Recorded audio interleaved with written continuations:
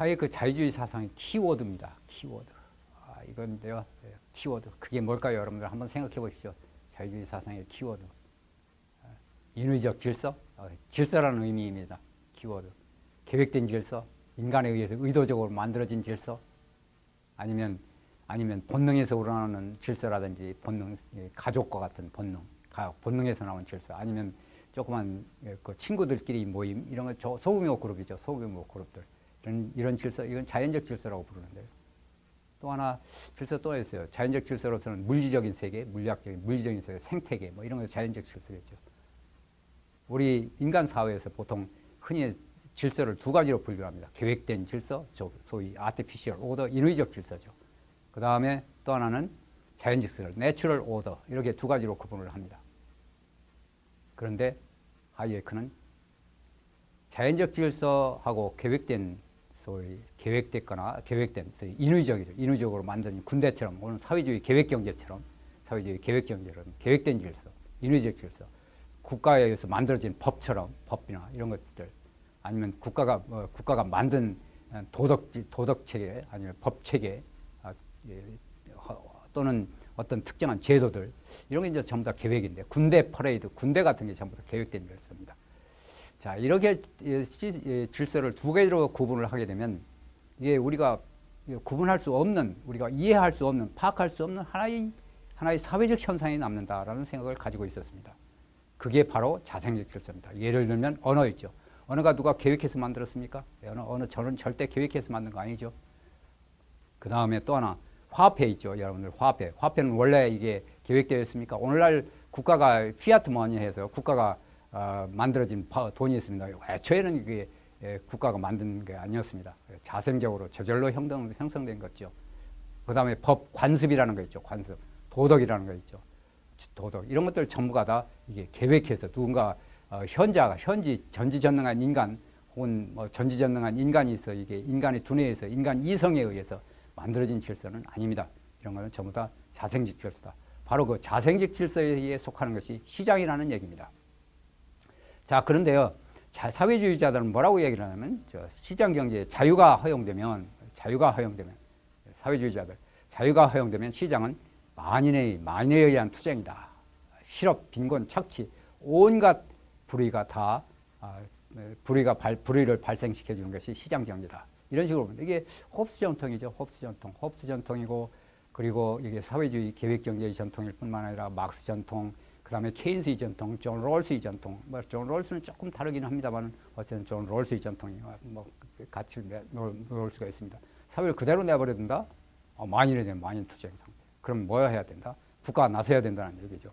국가가 질서를 잡아야 된다 이거죠. 그래야 경제 문제가 해결된다는 얘기죠. 착취도 없어지고, 빈곤도 없어지고, 위기도 해결되고, 계획된 질서를 중시를 합니다. 자, 그런데 하이에크는 그렇게 합니다. 하이에크는 시장 사회는 스스로 질서가 생겨나고 유지되는 자생적 질서다. 스폰테니어스 오더라는 얘기입니다.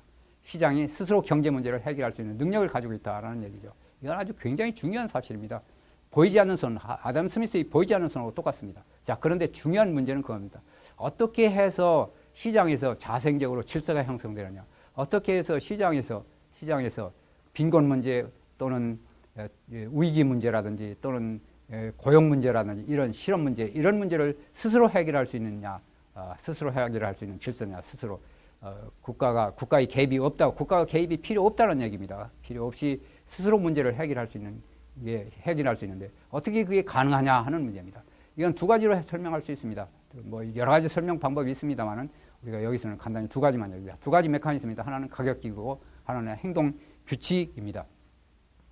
여러분, 가격 체계 있죠. 가격이라는 게 참 신비한 거죠. 이게 아주 대단히 신비하고, 가격 체계라고 하는 것이 대단히 현명하기도 하고, 가격이라고 하는 것이 현명합니다. 왜 현명하냐 하면 이게 가격 속에는 가격을 통해서 사람들이 의사소통을 하는 지식 문제를 해결해야 된다는 얘기죠. 가격을 통해서 사람들이 A와 B가 가격을 통해서 의사소통을 합니다. 신비롭죠? 의사소통을 합니다. 가격을 통해서. 신비로운 거죠. 역시 신비롭습니다. 여러분들 한번 보십시오. 우리나라의 귤값을 통해서 알지 못하는 칠레의 귤 생산업자와 서울에 있는 귤 소비업자가 소통을 하는 겁니다. 이 소통 메커니즘이죠. 이게 가격입니다. 가격 속에는 수백만 수천만의 인간들이 지식이 전부 포함되어 있습니다. 지식. 그 사람들의 생각, 의견들이 다 들어 있습니다. 그 의견들이 들어 있는 이 가격을 통해서 소통을 하는 거죠. 그래서 가격을 뭐라고 해야 하면 비언어적 소통책이다. 비언어적이다. Non-linguistic 소통 방법이다. 라고 얘기를 합니다. 가격을 통한 비언어적 소통 방법입니다. 시장 경제만이 가질 수 있는 소통 방법이죠. 어떤 사회체제도 어디에도 일어나는 것이 없습니다. 시장 경제만이 가질 수 있는 소통체계입니다. 일반적으로 소통을 하면 말로 표현하죠. 편지로 왔다 갔다 하거나 말로 하거나 해서 소통을 합니다. 그런데 이 가격이라는 것은 말을 필요 없는 그런 소통 방법이라는 얘기입니다. 이런 소통 때문에 역시 그 범우주적인, 범세계적인 소통도 가능합니다. 말이 필요 없거든요. 가격을 통해서만 하기 때문에. 특히 그 언어라고 하는 것이 표현할 수 없는 여러 가지 것들이 있습니다. 표현할 수 없는 암묵적인 것들이 있는데 암묵적인 지식까지도 역시 가격 속에 포함이 된다. 그래서 내가 말로 표현할 수 없는 것이 있는데 말로 표현할 수 없는 지식이 가격을 통해서 제3자에게 전달돼야 된다라는 얘기입니다. 대단히 대단히 그 신비로운 거죠. 가격이라는 게. 그래서 이런 소통 방법 때문에 역시 고용, 빈곤, 번영의 문제, 번영 문제를 시장이 스스로 해결할 수 있다라는 얘기입니다. 두 번째는 행동 규칙입니다.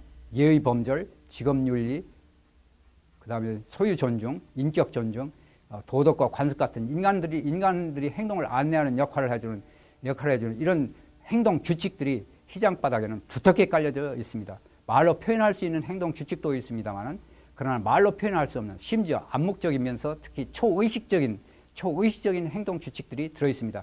시장에는 이런 두텁게 깔려져 있는 이 두 가지 메커니즘, 특히 가격하고 특히 중요한 도덕 규칙들, 행동 규칙이죠. 행동 규칙들. 행동 규칙들이 주로 하는 역할은 인간들이 행동을 안내해 주는 역할을 해줍니다. 그렇게 해서 이 가격과 행동 규칙이 인간들이 문제를 해결해 주는 것이다. 인간들이 그 고용 문제를 해결해 준다. 이 시장이라는 것이 그렇게 함부로 그렇게 자빠지거나 흔들릴 수 있는 그런 체제가 아니라는 것이죠. 그 사회주의자들은 실업 빈곤 위기들을 예를 들어서 시장의 자생직들을 부정을 하고 있습니다. 그렇죠? 지난번에 1930년대 세계 대공황이 있었는데 이건 자본주의 탓이기 때문에 자본주의는 자생직주의라는 게 엉터리다. 또는 여러 대표적인 예가 2008년 미국발 금융위기가 있습니다. 그렇죠? 여러분 잘 알 겁니다. 미국발 금융위기. 자, 미국발 금융위기도 굉장히 큰 위기 문제, 경제 위기였습니다. 1929년에 시작돼서 1938년까지 지속된 거의 10년 가까이 지속된 세계 대공황. 이걸 들으면서 자본주의라는 게 무슨 자생적으로 질서가 있는데 국가가 필요한 거지. 이런 식으로 비판하는 사람 굉장히 많습니다. 자, 그런데요. 여러분들 한번 생각을 해봅시다. 1929년 이게 자본주의 탓이라고 생각합니까? 결코 그렇지 않습니다. 정부의 개입 탓이었습니다. 특히 1920년대부터 돈을 엄청나게 풀었습니다. 1921년, 22년 이때부터 거의 10년 동안 돈을 엄청나게 풀었습니다. 이 돈이 풀려가지고 그게 어디로 밀리느냐? 주식시장으로 몰려버렸습니다. 그게 주식시장이 터져버린 거죠. 돈 때문에 그런 거예요. 돈 때문에 세계 대공황이 일어난 거죠. 그리고 세계 대공황이 지속되었던 근본적인 이유는 공황이 발생을 했으면 그냥 국가가 가만히 있었으면 좋았는데 국가가 개입을 엄청나게 했거든요. 보호무역주의로 들어갔죠.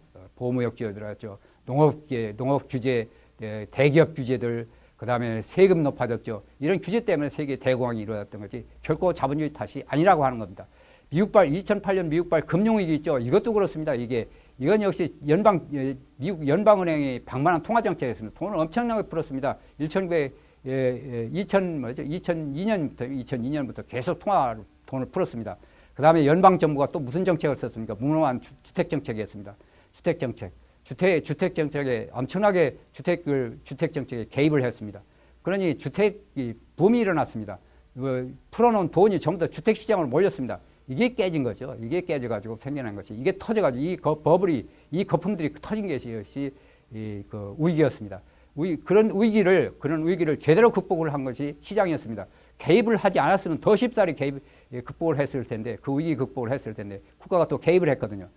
그래서 역시 자생적 질서, 시장은 자생적 질서다.